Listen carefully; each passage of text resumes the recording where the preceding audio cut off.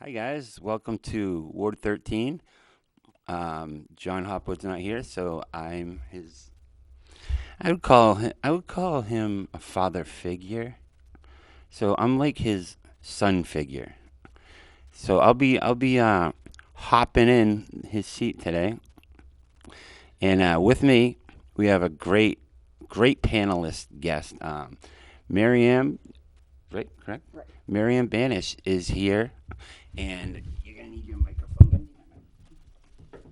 And we're just gonna kind of check in on the city, a current event of what's going on in Manchester. Everybody's talking about this. WMUR filed a motion, I guess you could call it, to release the details of this horrible Montgomery situation. And the details are out now, and boy, is it gruesome to say the least. Have you been keeping up with this at I, all? I have, and it made me sick. I had to stop reading partway through. I couldn't not read in the beginning, and then I went, okay, this is all I can take of this right now, because it is so sick and so horrible and so preventable. I feel like it should have been prevented. Well, that's kind of why I'm touching base on it because, and I do want to. If you're not into this, please change. I'm not gonna get too much into it, but I'm gonna go over the Manchester Inklink article where it kind of just gives a basic, broad timeline. But preventable is the key. This can't ever happen again.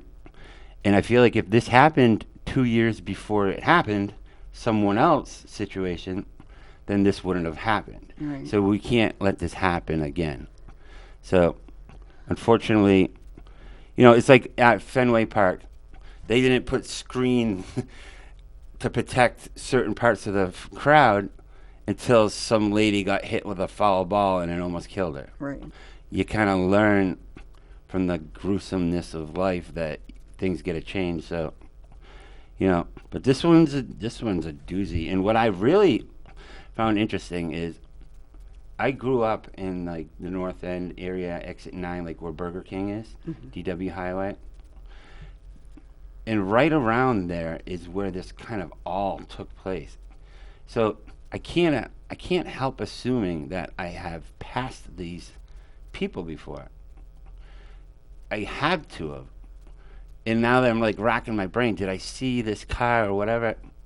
I But kind of feel the same way. but yeah, we had to. If I'm in that neighborhood and they're camping, they're just chilling at Burger King, and they're like at that Colonial Village, which is right on River Road. Like this is the prestigious Ward One that this is all going down in. Now, granted, who would know? How do you know what not to look for? Right. You know, How can you tell that it's, they say if you see something, say something, but you see many things that don't necessarily jump out at you as a problem.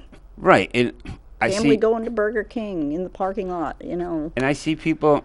I actually when I see of an adult male and it's an adult woman and potentially a child kind of reclined in their seat in their car in a parking lot, I kind of just put my head down and say, boy, it sucks to be them.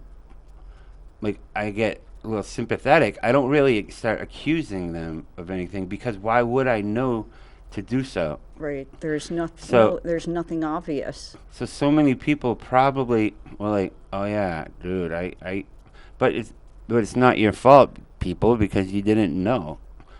Now, there are people out there that absolutely had some idea of what the heck was going on. Whether it's, I don't want to tell on my buddy, whether it's, boy, this is a way, if I can't get involved now, I'll go to prison for 20 years. Right. That there are people that know, and if they came through, kudos to you for actually dropping a hint, getting it, because this looks like this case is going to wrap up. It's going to, I don't Yeah. see how he can beat this with the testimony of his estranged wife. And his I mean, the girlfriend. She's given all the goods up. Right. Like this article kind of quotes her what she was saying, and it kind of really puts him in scary. and you know the callous of it though, like that you can just live your life with a body behind you of your child, or that you can punch a kid in the face 3 times, Or you can watch a kid being punched in the face all the time and not, or and that sorry, I'm Yeah, just no, go getting for it. all Go wound ahead, up. go ahead. It brings up the point that everybody in New Hampshire is a mandated reporter. Is she going to be up on charges for not reporting it before? If somebody punches a kid in the face, you report it. You have to punch. Yeah, you have to. If you see someone punching a kid in the face, you have to. Now, is she in a tricky situation where she doesn't want to get punched in the face? Yeah. Absolutely. Yeah. And once he's shown that I can do this, then she Then must she's- have been living in she's fear. scared. Yeah. And I'm Yeah. sure they take that into account, but she's definitely in the wrong. But I get it, maybe an unpopular opinion, but I have to give her a tiny bit of credit for coming forward. Yeah, and telling it all now. I mean, and at the time, I don't know, was it during COVID that most of this took place, where people are suggesting that there weren't services. It was harder to get services. Is what maybe she tried and she couldn't get anybody. Well, or that's what is glaring to me, that there's no attendance at school to keep, like if she comes in to class, right, and then she's not there for a week, the teacher's going to notice that. But everybody pays attention when. Since there's no class, it was like almost the perfect storm, and no tags were kept on her. She was just a forgotten child, and her mom was off at trying to get better at a facility in Massachusetts, which is the one who called it in, said, "Where's my daughter?" Right. But it was also 2 years later when this happened. Right. So Well, was she what a- trying all along to try to you get have somebody? To, you I have to mean- assume she wasn't. How can you assume she was if it was 2 years? Right. Yeah. But she also was. But you she know, was dealing was- with what she was dealing with. It was a perfect storm of just. Yeah. So she was dealing with that, and the court kind of took the kids away from her, and she's just trying to get better. But again, But they she didn't came make the forward. best She had choice. if she was to like move away to Texas and just go away, this may never have come to light, because who would be looking out for this girl except for her mom? Yeah. Not the wife, not Adam Montgomery or his wife. Yeah. But you made a good point. If you're at school, any teacher, when they see, like, you work, without getting too much into it, you work in a school system. Yes, I do. If you see something abusive, you're absolutely obligated I'm obligated to say something. to child services, Yep. correct? And a lot of people are coming down hard on them too. Child Protective Services. Because they're But- probably understaffed like everybody else, and they were But- understaffed before. But unless you're aware of something, you can't just be a fortune teller and think that there's some Right. You can't know. poor girl that got. So this is a little crazy. So she was 5 years old at the time. She got in the backseat. She soiled herself, Right. and that apparently was his trigger, because he's done this a few times. Right. Hit her, we know the rest of that. But what's crazy is that we're all walking around in real time in 2019 as this kid was in a cooler at Portland Pie Pizza on downtown for a week. This I did not know. Yep. It was like So- the second or third place that this guy put her. Oh my He used to travel with her in a bag. Yeah, I did read that part. I And did. finally, the people were complaining about the smell, and they even had a maintenance man look at the families in transition place they got them, because everyone's like, "Yo, it stinks in there," and they even had a maintenance guy look in the vents. He's like, it must have been a dead animal. Who wouldn't Right. think that? That's what I would It's a think. that's a really obvious smell. If you know if you Right. know it, you know it. If it's in my basement and I smell that smell, I'm like, a raccoon or something is up there. Yeah. We gotta get it out. But there was nothing there, and he just had it hidden for the moment. He actually went and put the remains in a stroller and walked down North River Road to to transport it. So there was a moment in time when someone walked by and saw someone strolling With a stroller. with a stroller, a dad in a stroller. With the it was winter. It was December, I They think. probably could smell it. And at times he would put her in the snow. Yeah. This is so messed up. This is something you see in a movie and you're like, that's unrealistic. Yeah. You can't even imagine that happening, and here we are. So but the good thing and kudos to Detective John Dunleavy. He's like the guy who, poor him. Can you imagine being him? But he seems to have sealed up this case pretty good. So Right. This can't happen again. So this is again why I would talk about it, because like I said before, if this happened in 2017 in a separate instance, he probably wouldn't have gone away with so much, because now it's like a hot topic, if you will. Right. It's on the front burner of people's minds. So now people are going to be more vigilant, and hopefully, if like 10 people watch this, then they'll be keeping an eye out. Why was she not in school? I mean, in the beginning, I guess she was maybe too young to be in school, but she probably could have been in school, like 5 years old, or so like what's a that? readiness kind of thing Perhaps. for her.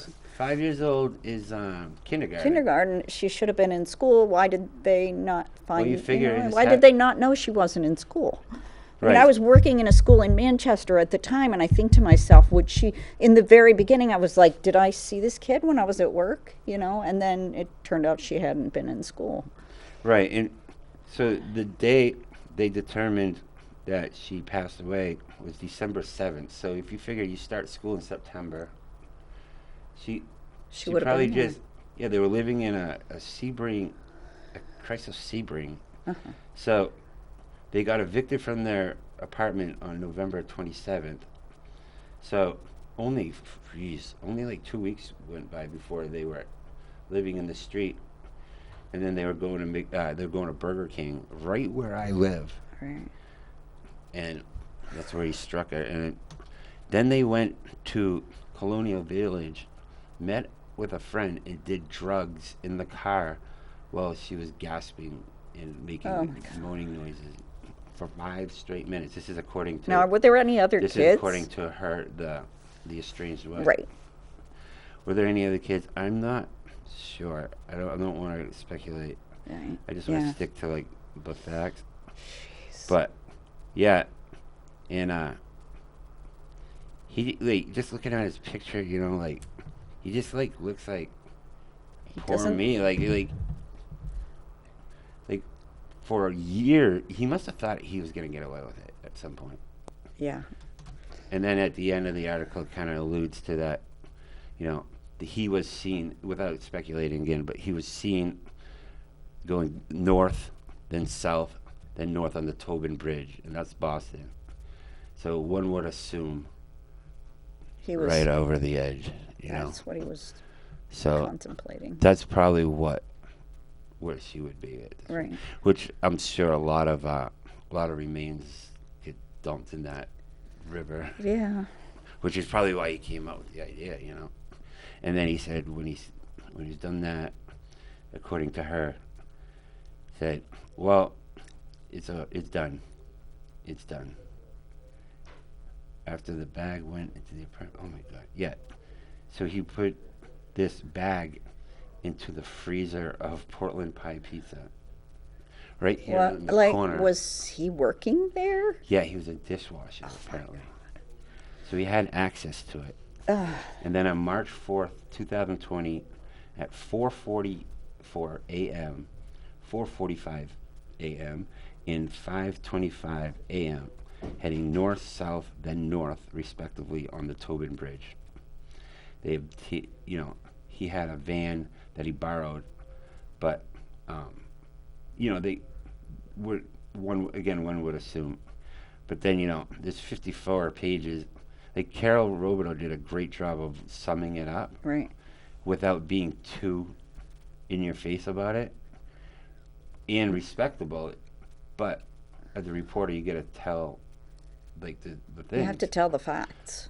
Yeah. But yeah, I mean, there's 54 pages. She put it on the ink link, ManchesterInkLink.com, if you guys want to check it out, read her article.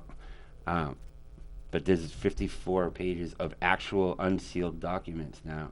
Whoa. And they sealed it for obvious reasons. Now, I wonder what MUR's motive was to go to court and file a motion to Probably they for the case, for the story. Yeah. I mean, was it? I mean, they're news organizations. Maybe they wanted the scoop, but it seems a little. It's a little heartless. It seems a maybe little. They felt like we really needed to know. Well, yeah, and you're right. No, you're right, and also. It kind of forced us to be in an uncomfortable position. Anyone in Manchester is going to hear about it and know. It's like, all right, I have the truth. Do you want to read it or not? And you said you had to stop. I have to stop, and I will probably go back and read more of it. I got to take it in small. I couldn't stop amounts. reading it because it's just so. What? It's visceral. What? It's like one of the stories you hear, like Jeffrey Dahmer type of thing. And he was a real person, so. And this guy walked among us, and I wonder how many people out there would, and I'm sure everyone thought, oh, this is a year. Once a year went by, he must have sighed a breath of fresh air. Like he thought when that he was got going to get home away and with said it. it's done, and then nothing happened. And then when that call came in, a good job by, I believe it was Protective Services, to see, like, where's this girl? Right. But at the same time, she's vanished in the thin air that nobody knew who she was either. It's not like with COVID, see, checking into school, I feel like kindergarten is the first time you kind of like, it's almost like getting fingerprinted for the first time. Like you're going on the books in kindergarten. Right. And maybe we need to find a way to make people on the books before that. Right. But then again, what are you going to do? Are you going to check in on every they can't check in on everybody. On every toddler? Maybe. I think that people... Maybe. If there's nothing... Right. Like, I have a 4-year-old and a 1-year-old, and I wouldn't care. They want to check to see if my kids are alive. Right. Go ahead. Right there. Yeah. Yep. Have a nice day. I was in a situation when I was living in Texas. My son has autism, and we were living in Texas, and the school was convinced that everything that he was doing was basically my fault. So they sent somebody to my house to check out the situation. And when she got there, she just looked around and she said, I don't even know why we were here. But it's a little bit scary, but if there's nothing going on, they don't, if they... We have something in common. We both have sons that have autism, and I would say clearly my son is undistinguishable that he has autism. So if a certain person were to observe his behavior, like one time he ran away, and he's running down the street in his diaper at 2 years old. Now, can you imagine seeing that in the North End and being like, what kind of parents are these? That's what comes to your head. That's all he planned. He seeked it out. He plotted. His whole mission was to get out and run down the street. I've been there. Because he wanted to see a tire swing that he saw on a walk 2 doors down. So that was all he could think about, and I put it all together afterwards. Now, luckily, the neighbors were all cool with him, and they came out and corralled him. They knew who Michael was, So we were all running around trying to find him. Right. We see the door open. We're like, oh my God. But I've but 100% been there when my son was about 3. He did something very similar. Before I was aware of what autism was, which was before I had this situation where I'm a father of an autistic child, I had no idea about it. To be honest, I grouped them into like mentally retarded category. I didn't know anything about it, which I'm a little embarrassed about. But again, I don't know about polio either. Right. People don't just educate you about these things. Yeah, why would they? It's better now. Like, kids are growing up with other kids, and they know that these kids are different, but that they're, Right. But I could see someone calling Child Protective Services on you because of the way they perceive a mother wrangling in their kid. You see it all the time. If you go to the mall, like if Micah just decides to sit down, I just kind of wait it out. Sometimes I'll sit down with him, and they say at his school, don't pay attention to anyone. Don't worry about what they say. But good luck with that. It's really, really hard. Yeah, it's really hard, and you get all kinds of ugly comments. I've had so much. Ignore what people are saying. Okay, that's easy. So, I could see how someone's opinion would be like, and especially with this case, this Montgomery situation. Now, any kind of neglect, it's on everyone's mind, which it should be. And if you're doing the right thing, which you were, a little inconvenience isn't going to kill anyone. Right. So yeah, it's weird seeing them, and you kind of, who called? Or you doubt yourself a little bit. Right. You think you're not doing a great job, but so that could be a situation where, with this happen now, I could totally see someone, being like, well, my opinion is you're not fit to handle a typical developing kid. Now, when the child services, if they were to show up, they would look at Micah and say, oh, now we get it. Well, we can't really do better than what you're doing. Right. It was very clear to this person who came to my house. You're doing great. In fact, you're grading on a curve now, in a way, because you do what you can with the situation. Right. So, there's not a single book that's going to help you with it, and you don't know that you need one until you're kind of already immersed. Would you say, as a parent, we learn on the fly? Whew, yes. Learn on the fly, and it's always different. So you can't say, well, this works for me, to another parent. You can try it, but chances are they're so quirky and so intimately personal that what works for you is only going to work for you. Right. And so, like I think, if you don't mind me sharing, I think it's actually funny in a kind of a way. Like, don't you have to park in the same spot at the mall? We did. He was obsessed. He had. So that's not typical for every other parent. Hyperlexia. So he was obsessed with letters and numbers, and he loved the Sears sign. And if we didn't park at Sears, there was this epic meltdown. Yeah. Just wild meltdown. Yeah. So I was like, well, I'm parking at Sears. I don't care. So my husband parked at the other store, and he's like, why is he screaming? I said, he wants you to park at Sears. Go park at Sears. Yeah. There's no reason for us to go through this. Right, so just park at Sears. Park at Sears is not the end of the world, so that's what we did. And there's definitely an opinion out there that'd be like, no, I'm not gonna park at Sears just to. But right, you would like if your kid. Right. You would if your kid was flipping out. Like I have a. Like it's a flip out of epic proportions that people don't understand. Seems irrational, but it's not a battle to fight. It's not hurting anybody for you to park at Sears. Right. Right? It's not hurting anybody. So if you were to give someone else that advice, say park at Sears, it doesn't work. It works for you. Right.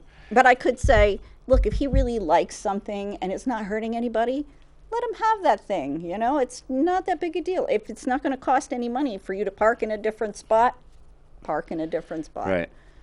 And like from 2 years old to 3 years old, Micah would only wear Elmo gear. I'm talking sweatpants.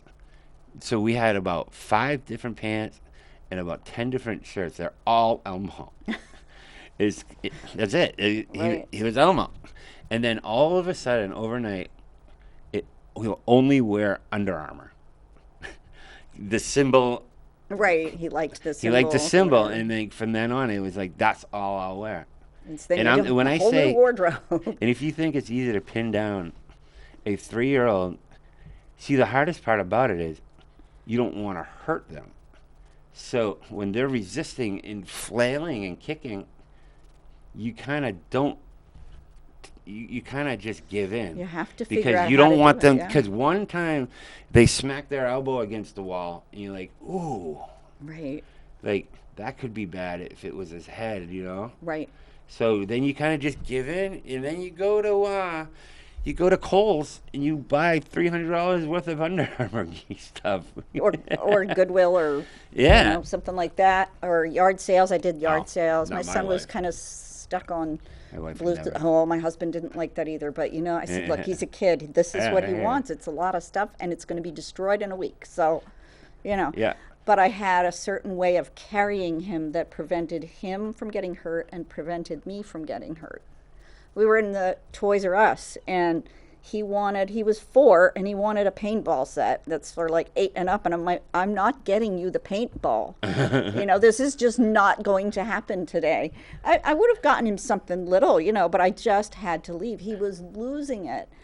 Wanted a paintball. Right. Yeah. So I was picking him up. So I had my arm between the legs, my other arm around his chest, and he was facing away from me. And I was holding him like this, so he couldn't pull my hair and he couldn't bite me. And I saw all these people staring at me like I was some horrible human. Like, I don't know if they wanted me to hit him or if they wanted me to get him the thing or if they just were hating that he was screaming. I don't know what their deal was. I just stuck my tongue out at them and I walked out of the store, put him in the car, let him scream his brains out in the car. Yeah. And Yeah, people don't understand. you can't, I mean, you have to leave. What else can you do? And people are going to judge Every whether time. you're doing this thing or whether you're doing this other thing. No matter what you do, you're going to be judged for The it. worst. Adam Montgomery would judge you because it looks that easy to judge. Right. Like the People worst judge people you. in the world see that you're holding this kid like that. Either let him go or discipline your child right. But Right. good And it's luck, like bro. you have no idea what I'm dealing with, No. people. So I got silly and stuck my tongue out at people because, Right. It's- like, that's just my, using my sense of humor to kind of cope with the situation. Oh, Like, I lose it. I just tell them, I swear at them and say, mind your own business. I have done it. We were at, this was actually before his diagnosis. We were at the BJ's warehouse. They give out samples. There's people working in there. They had a trampoline, a giant trampoline hooked to the ceiling. He wanted me to get the trampoline for him and was losing it and standing up in the cart. And so I was going and getting samples, and he'd eat the sample, then stand up and start screaming again. And there was a woman giving out samples, clearly an expert in child psychology. And she said, if you let him do that now, he'll do that to you for the rest of your life. And I was like 7 months pregnant. You're like, you're with my right. younger one. So I was like 7 months pregnant with my younger one, and I used some choice words, and I Yeah. said it was none of her business. And he calmed down then. I was tempted to go back and thank her because he got so quiet. after Wow, that. he sensed He it. started playing with, I don't know, I think the focus was off of me and off of the trampoline. I don't know why. Now, she's probably right in a typical situation. Maybe so. I don't know. I can't imagine a 26-year-old typical person still doing that. He works at Walmart. He doesn't do those things now. He's fine. I mean, Right. as I mean, when you say that, you're carrying him story, it reminds me of when I was at Barnes & Noble with my youngest, which is a baby at the time, my wife, and Micah, who was 3. Barnes & Noble. Now, they have the ladders that climb up for the employees to go get the books. Beelines right to it. of course.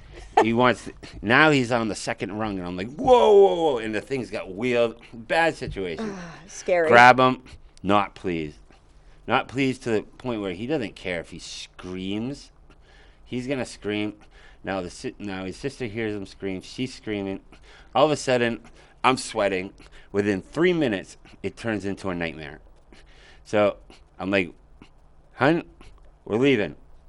So he's screaming, reaching for the ladder. He's like, "I climb, I climb." I'm like, "Not here." Right. So This is I'm not the holding place. him, literally like you were just describing. Right. But everybody in Barnes and Noble, like people were drinking their lattes And going, and just going, yeah, "Oh my God!" giving you a look. And then I look at Michelle, my wife, and I go, "He's acting like I'm kidnapping him." And then he starts yelling as I'm walking out the door, "Kidnapping, kidnapping!" Oh no! Oh. And I'm like, "Oh no!" No! Like if I didn't tell Right. Michelle that. He Oh, would look never at him. have He's thought acting to like I'm say- kidnapping me. And he just repeated me. Right, going, because that's what they kidnapping, do. kidnapping. And he's like 3 at the age where a typical kid would start to say things like that. Right. So everybody is just like, I was followed out. I'm surprised Oh my God. I mean, when I say I was briskly walking with him screaming that, can you just imagine that scene at Barnes and Noble? And these are Right. the scenes that people see, and they'd be like, "That guy is not fit to be a father. He doesn't know what he went wrong at some point. Right. He should have disciplined him at 1, and then he wouldn't be doing this, or he's really kidnapping this kid." Right. Either way, it's not Either way, good. it's not good for me. So I'm out in the parking lot, and I'm putting him in this seat, like fast, like briskly. Because otherwise he'll it's wiggle out and get and back I'm in just there. like pouring stress sweat. Right. And my wife's just dilly-dallying in Barnes & Noble, Oh, just no. looking around. And I'm like, oh, my God, she's never coming out. I guarantee it. And nobody really, because I didn't get in the car and leave. I kind of just sat with them and just, like, read them a book, just calmed them down. Right. Which I had to go back in and pay for it. Right. So now I got to go back in and be like, I was stealing this. Here's your $29 for a kid's book. But people definitely eyeing me, like rubbernecking There have been so many and times. watching to see what happened. And when Michelle came out with the baby and a bag of books and everything else, everyone kind of got the idea because she had explained to the employees Right. what was happening. At least she was there to explain it. So which was what a good. nightmare it was at the time. It's kind of one of my funnier stories about being a dad of someone with autism, because this is kind of the good stuff you fall back on to laugh. Like I made you laugh It's right fun- there. Yeah, it's funny, and It's it's a funny funny to me story. personally because I've been there. I've so been there. Yeah. You know, it's kidnapping. I'm like, no. No, don't say that. But it looked exactly That's like that. what it looks like. Yeah. I mean, and people probably wouldn't be as quick to look at me that way because of yeah, my gender. And Michelle too, like she's just, and I'm an artist and I don't like dress to the nines. I mean, she's always looking really good with her new outfit. She makes good money, enough money to buy new outfits, and Right. she likes to look pretty. She's, she's a hot wife, Right. and she fits the part. But then you got me, who, looks, I'm either in their eyes, I look homeless. That's the stereotype they would say. They don't know that I'm an artist and I'm painting, and I don't want to ruin my clothes. Right. And could I have changed to go to Barnes and Noble? Yeah, but I guess I was not really Well, pleased you about were doing the hard work, At really. least I wasn't mean, pleased about going in the first place. So Right. I wasn't accommodating. I ended up not going a lot of places, and that was probably hard for my younger child, who was very chill in stores usually. And How old's the difference? 3 years. That's amazing, because that's exactly Yeah. what I have. I- 4 and 1 right now. Yeah, and Did you go with the youngest instead and then leave? sometimes, but most of the time it was me with the two of them. My husband was working, and I was the one who was a stay-at-home mom, and so I would go places with them, or I would say, we can't do this today. Once he was in school, he started school at 3.5, so once he was in school, Emmy was only 6 months old, so then when Emmy was 6 months old, then we could go out, and then we did lots of stuff during the school year, and then he had extended school year, so that kind of gave us a little bit of time to do stuff. It seems to me, and I feel like I kind of text you and pick your brain sometimes. Mm-hmm. It's like you have the blueprint for me in a little bit, but obviously, like I said before, every case is different. Right. Was he ever indifferent to her? Like when she was 1? He loved her to pieces, but in the very, very beginning, he was pretty indifferent. And yeah. I won't even look at her. When he first met her, he said, "I want the baby be up upside down." Like he just didn't understand that the baby was a human being. You want me to hold her upside down? I'm like, I'm not holding her upside down. Right. Which can be a little scary too, to think I have to protect this girl. But she was from flailing legs or whatever. Just loved him so much, and I think he saw that. Yeah. Unbelievable. That's his exact, like, Libby, my daughter, just adores he's her favorite person in the world. Yeah. Obsessed with him. And he just kind of like, first of all, he speaks, but he doesn't say sentences. Right. It's hard for him to, he's probably just like, I'm not even going to bother. I'm sure at some point he tries to say something and he's like, it doesn't work. He's just like, I'm just going to be quiet. Right. Frustrating, I bet. Imagine not being able to speak. I know. Well, and I've worked with kids who used communication devices. I don't know if he needs something like that, but it's very helpful. He seems unimpressed by it. Yeah. I think they need to change the voice from more. Yeah. All done. Like they need to make the voice better. I can change the voice on that. I know how to program those. So if you want some help with that, I can do that. Right. I learned how to do that this year. So. Done. Yeah. But yeah, I think that he knows how much she loves. So at some point how old would you say? Try to go back to when he was 4 and she was 1. Right. When did things when they become friends, like, and did that happen? It did happen. Trying to think. And to this day, I can remember. No, to this day, no, not so much. Okay. But I think they both care about each other. They just don't want to be in the same room. Yeah, with each gotcha. Other, But I can remember when Emmy knew just exactly how to do something that would be funny and fun with him, and it was always something that I definitely didn't want them to do. So, like, we were at we got thrown out of the doctor's office.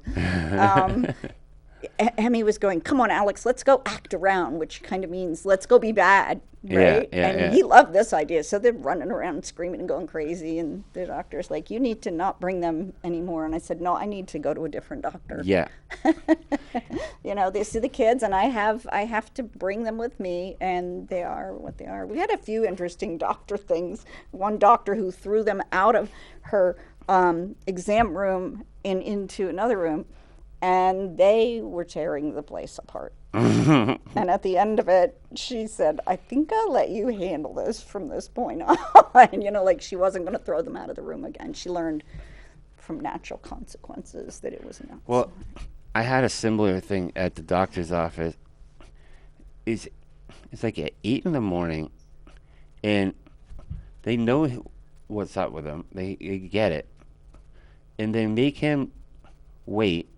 The nurse comes in and says, "We're going to be doing shots." She said the word shots. He starts and he knows what that is, course. Right? He associates that room with specifically shots. For that. Probably his biggest fear walking into that room was the thing she said. Right. So then he won't even he won't even take the weight and height. Right. We had to go in the hallway and get it with his shoes on. Like, it was not like... It wasn't ideal. Yeah. No. And I'm like, we're going to have to put off these immunizations today because it's not something that I was told by my wife we weren't getting them. So I'm like, oh, great, thanks for that heads up. But so I put it off, and then she's like, okay, well, the doctor will be right out and he's just like fear. You Right. could see the fear. You could smell the fear. He was scared, and I'm just trying to protect him. And this doctor waited 20 minutes, bro, at 8 in the morning. Like, we got an early appointment because we figured he wouldn't be that busy. Just chilling. And then I think this should be he should have, in my opinion, maybe this is a lot to ask. When we pull up, I walk in, they immediately do the heightened thing right there. Before he's scared. Accommodate and make it work, because you clearly, doctor, aren't a father of an autistic child, because if you were, you would have been right at the door. You would have said, "Hi, Michael, we're going to do this quickly. Everything we need to do." It was just a physical, a 4-year check-in. That's all it was. All they wanted to do is, do the squeezy, right, teeth, all that stuff. They just do that right. I don't know. Or be ready for them. Don't make them wait. It's like you're talking about, I get it, but he's autistic, so don't. He's going to be extra. Don't, he's going to be 10 times extra. So I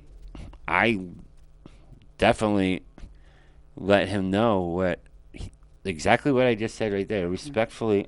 But why are you not aware of, why are you not here earlier? Why are you not doing the right things and getting here early and accommodating this kid? Right, we came because early you see how fear. reason. And the nurse, who was nice, and I said, sooner the better. And she's like, okay, I'll let him know.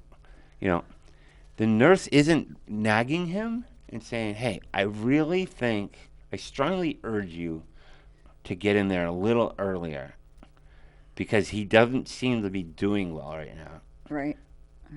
Dr. Dumbass. Yeah. Well, here's what I have another story, because when Alex was probably 7 or 8 years old, he had strep.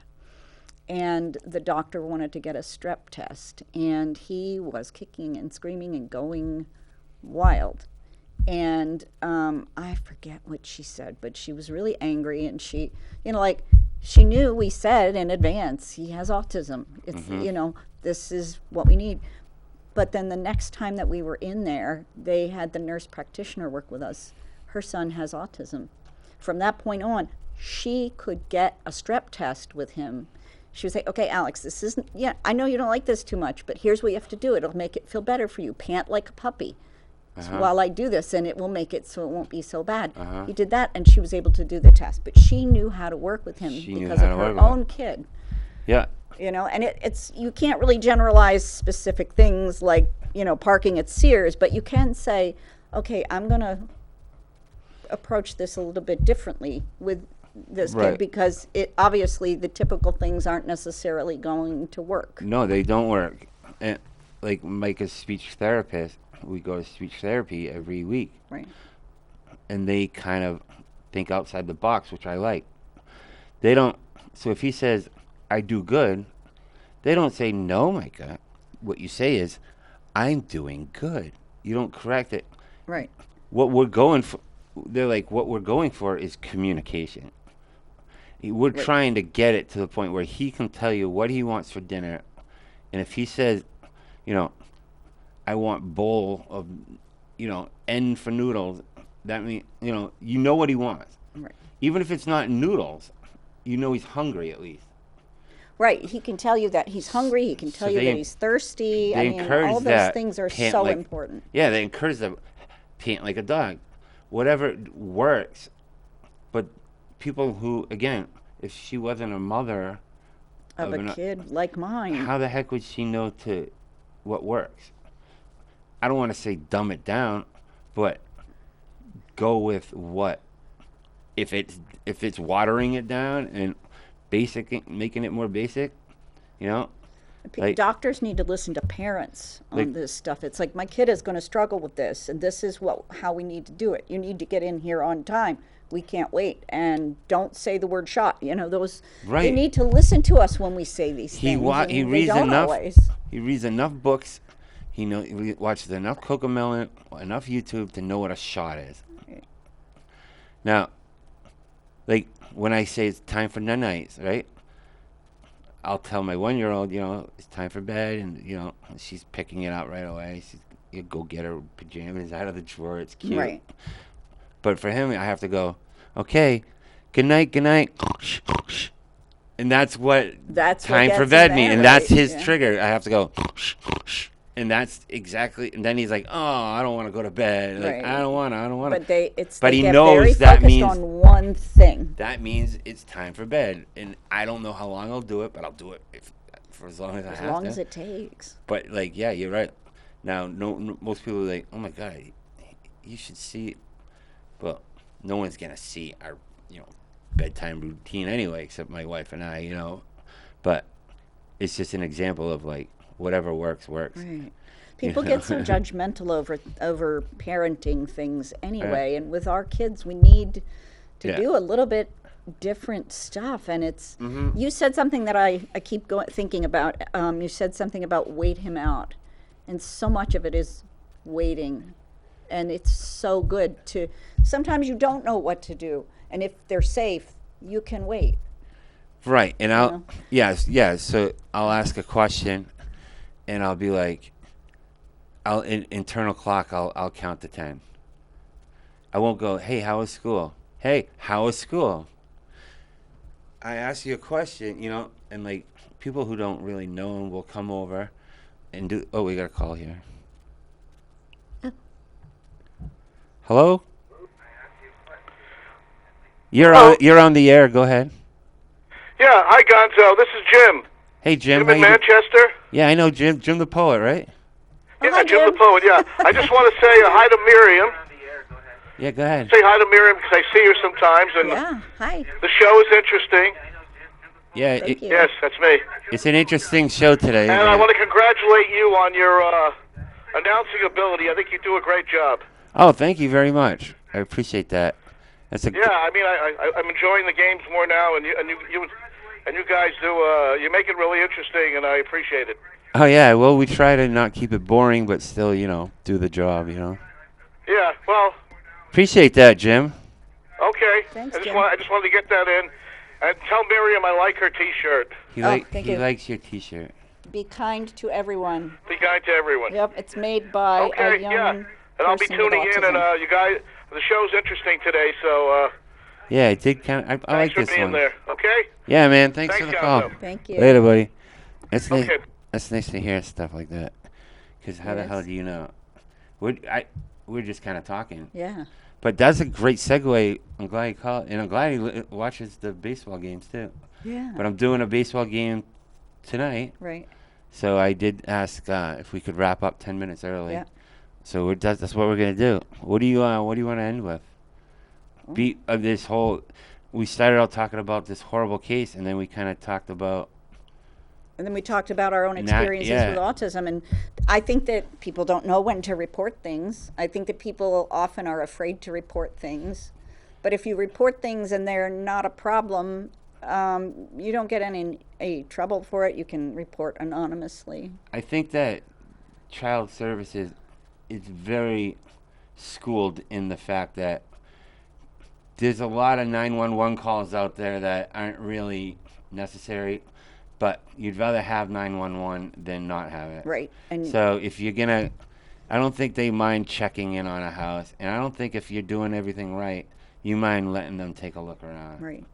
If it gets obnoxiously overboard, it's like, and unfortunately, people weaponize that. Right. Some people That will is- report when there's not a problem. That's the first way ticket to hell when you do that. Yeah. Yeah. Like, so it's hard to report. I have had to do it, and Ugh. it's better to report it and be safe, and Yeah. not have another Don't let this, and Harmony Montgomery. again, the pandemic, everything out, the bad parent, the mom wasn't getting better, so many factors, but yeah, it's not fun to talk about, trust me, but we know at least one person's watching because he just called in. Yeah. So, Yeah. so yeah, keep your eye out and just use your judgment. You could trust your gut. And ask for help. Yeah, and if you're overwhelmed as a parent, Ask for help. I ask you for help. I ask you all the time. Find someone you trust that you can talk about this stuff with, because it's not easy doing it. Special needs parents is a whole different ballgame. Yeah, it really is. And if you see someone struggling, just assume that. Don't put your 2 cents in. Right. Ask if you need help. Right. Don't ask if they're doing it right. Because what works for you and your kids, you have no idea what's going on in the other. And if you are a special needs parent, then you get it. Right. You get I it. try to say something kind if I see somebody struggling with a kid, because if you Yeah, and don't say say something rotten, then it's not making it better. And don't say I for the look kid. tired. That's not nice. It's like, you look tired. Well, I am, bro. I am tired. All right, man. Thanks for having that conversation. I think Yeah, it's a good thank one. you. All right. Thanks for having me in. Love you, man. Yeah, I love you too. I don't know which way to look. I haven't been looking in the camera.